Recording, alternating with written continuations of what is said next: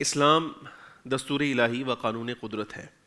اللہ رب العالمین جل و علا نے ہمارے لیے اس دین کو دینی، دنیاوی فلاح، تہذیب و تمدن، اخلاقیات کا مرکز بنایا ہے۔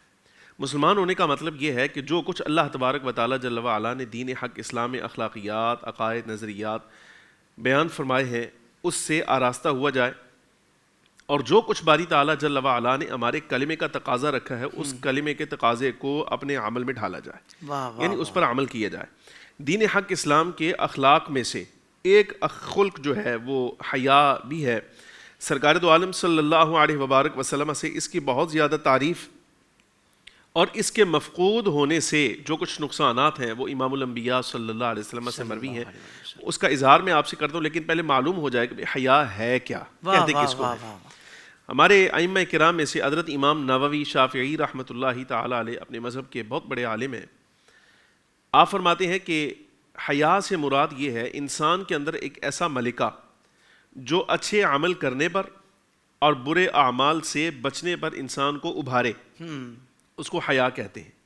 یہ امام نووی رحمۃ اللہ علیہ کے لفظ ہیں، لیکن اس سے کہیں آگے کے لفظ حضرت سید الطائفہ جنید بغدادی رضی اللہ تعالی عنہ کے ہیں، اور قربان ان لفظوں پر جو آپ نے ارشاد فرمائے۔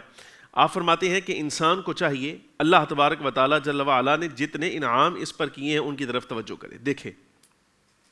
جب اس کو انعامات الہیہ جو اس کی ذات پر ہوئے ہیں وہ یاد آ جائیں تو اب اپنے عمل کی طرف دیکھے، جو کچھ یہ کر رہا ہے۔ اب اللہ تبارک و تعالیٰ کے کیے ہوئے انعام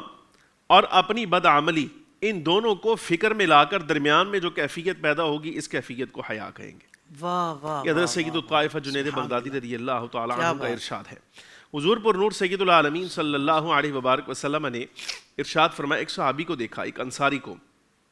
وہ دوسرے صحابی کو حیا کے بارے میں نصیحت کر رہے تھے،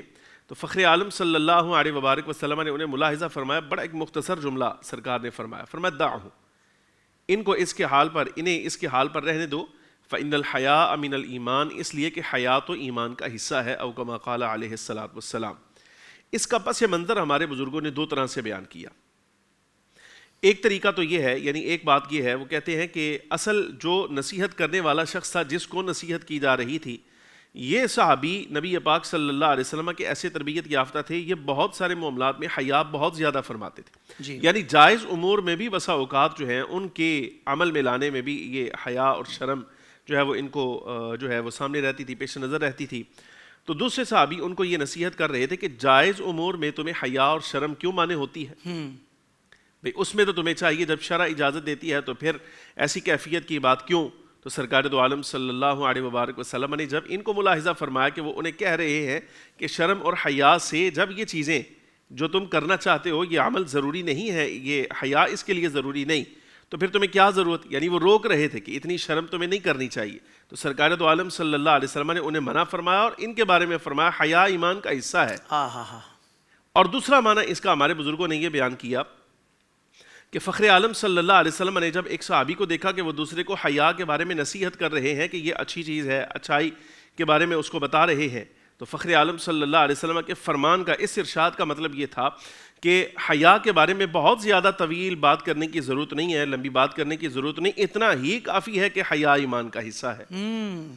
یہ دونوں معنی سرکار دو عالم صلی اللہ علیہ وسلم سے اس کے بارے میں ہمارے بزرگوں نے نقل کی ہے۔